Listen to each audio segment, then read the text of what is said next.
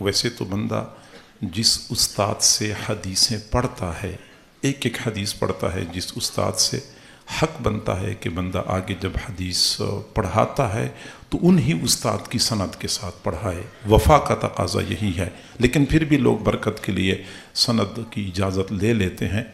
تو میں نے جو صحیح بخاری شریف پڑھی ہے یا دوسری کتابوں کی اجازت حاصل کی ہے ہماری استاد حضرت مولانا مفتی محمد فرید صاحب رحمہ اللہ تعالی۔ یہ حضرت خواجہ عبدالمالک صدیقی رحمۃ اللہ علیہ کے خلیفہ مجاز تھے اور دارالعلوم حقانیہ اکوڑا خٹک کے صدر مفتی بھی تھے اور شیخ الحدیث بھی تھے، اور نقش بندیہ سلسلہ کے بڑے بلند پایہ بزرگ تھے۔ ان سے ہم نے یہ حدیث کی کتابیں پڑھی ہیں۔ انہوں نے حدیث پڑھی ہے حضرت مولانا نصیر الدین قنغشتبی رحمۃ اللہ علیہ سے، اور وہ بھی نقش بندیہ سلسلہ کے بلند پایہ بزرگ تھے۔ انہوں نے حدیث پڑھی ہے حضرت قاضی قمر الدین چکڑالوی رحمۃ اللہ علیہ سے، وہ بھی نقش بندیہ سلسلہ کے بلند پایہ بزرگ تھے۔ چکڑالہ میاں والی کی قریب ایک قصبہ ہے، وہاں کے تھے۔ انہوں نے حدیث پڑھی ہے حضرت مولانا احمد علی محدث سہارنپوری رحمۃ اللہ علیہ سے۔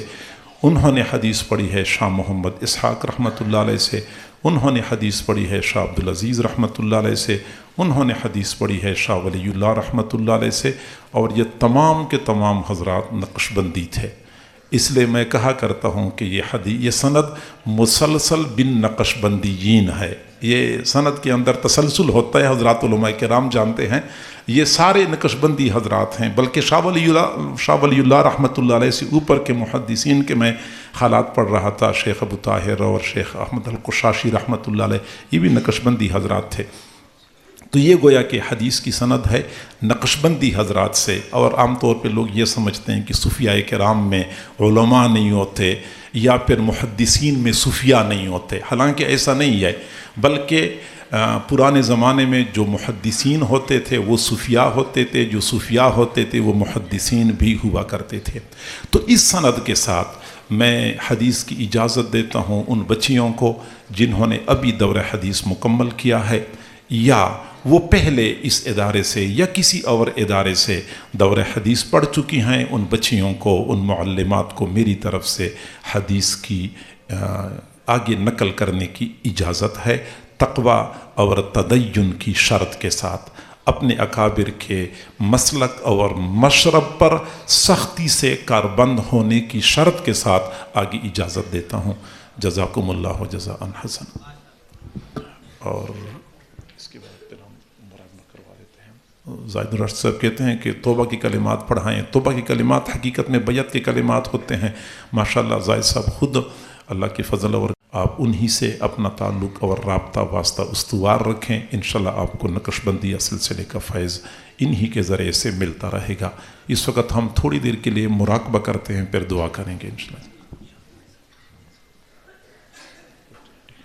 اب تمام حضرات اور خواتین اپنی آنکھوں کو بند کر لیں، اپنے سروں کو جھکا لیں، یہ تصور کریں کہ اللہ تعالیٰ کی طرف سے انوارات آ رہے ہیں، میرے دل میں سما رہے ہیں، اور میرا دل خوشی کی حالت میں کہہ رہا ہے اللہ اللہ اللہ۔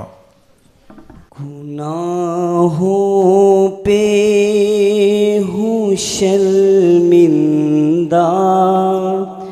الہی در گزر کر دے، بڑا مجرم ہوں میں تیرا، الہی در گزر کر دے، الہی در گزر کر دے۔ خطا کوئی نہیں چھوڑی، کبھی عصیان نہیں چھوڑا، خطا کوئی نہیں چھوڑی، کبھی عصیان نہیں چھوڑا، بس اب کرتا ہوں میں توبہ الہی در گزر کر دے، بڑا مجرم ہوں میں تیرا الہی در گزر کر دے، کھلونا ہاتھ کا اپنے بنا رکھا ہے شیطان نے، کھلونا ہاتھ کا اپنے بنا رکھا ہے شیطان نے، بنا لے اپنا تو بندہ الہی در گزر کر دے، الہی در گزر کر دے، تیرے دینے سے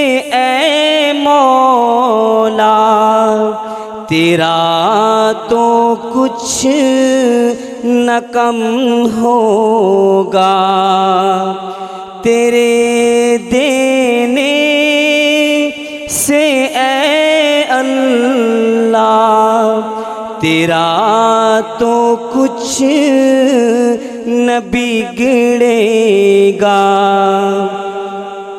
مگر بن جائے گا میرا الہی در گزر کر دے، گناہوں پہ ہوں شرمندہ الہی در گزر کر دے، بڑا مجرم ہوں میں تیرا الہی در گزر کر دے، الہی در گزر کر دے۔ لا الہ الا اللہ محمد